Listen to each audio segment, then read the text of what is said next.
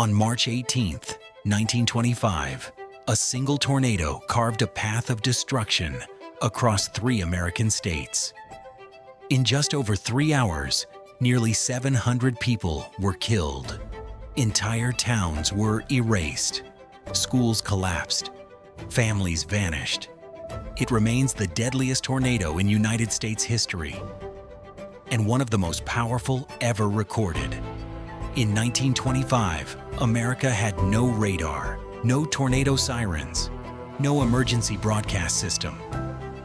The word tornado was rarely used in official forecasts. Officials feared it would cause panic.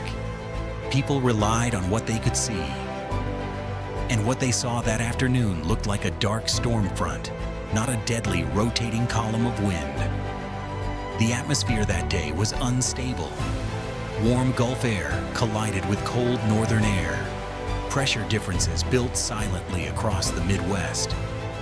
By early afternoon, a violent supercell thunderstorm formed over southeastern Missouri. At approximately 1 p.m., a tornado touched down. It would not lift for more than 200 miles. The tornado first struck rural Missouri. Farmhouses were torn apart instantly. Wooden structures disintegrated under extreme wind. Eyewitnesses described the storm as a massive black wall, so wide and fast that many did not recognize it as a tornado. Its forward speed was estimated at 60 to 70 miles per hour. That meant almost no time to react.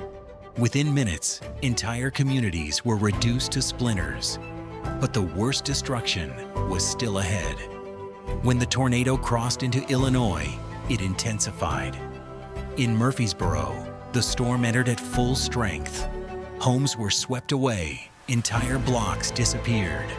Schools collapsed with children inside. Debris filled the air so thickly that daylight turned dark. In Murfreesboro alone, over 230 people were killed.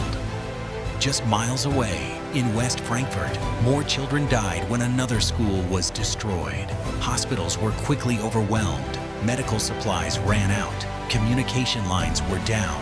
The tornado did not slow. It continued east into Indiana. The storm tore through southern Indiana before finally weakening near Princeton.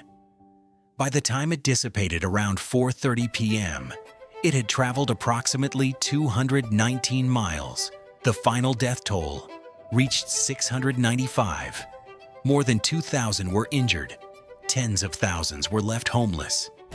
It was the longest continuous tornado path ever documented at the time. And no one had been warned. Several factors made the tri-state tornado uniquely catastrophic. First, duration. Most tornadoes last minutes. This one lasted over 3 hours. Second, speed. Its rapid movement gave almost no time for escape. Third, size and intensity. Modern meteorologists believe it would likely rank as an EF5 on today's scale, but the most important factor was the absence of warning systems. In 1925, communities had no organized way to alert residents. By the time people realized what was happening, it was already too late. The tri-state tornado changed how America studied severe storms. In the decades that followed, meteorology advanced dramatically. Radar technology revolutionized detection. Warning systems were implemented. Tornado forecasting became more precise. While tornadoes still kill today, fatalities are far lower relative to population, largely because warnings now exist. The disaster of 1925 forced science to evolve. The people of 1925 were not careless. They were unprotected. The tri-state tornado reminds us that preparedness saves lives. Warning systems save lives. And humility in the face of nature saves lives. On March 18, 1925, vulnerability stretched across 3 states, and the cost was nearly 700 lives.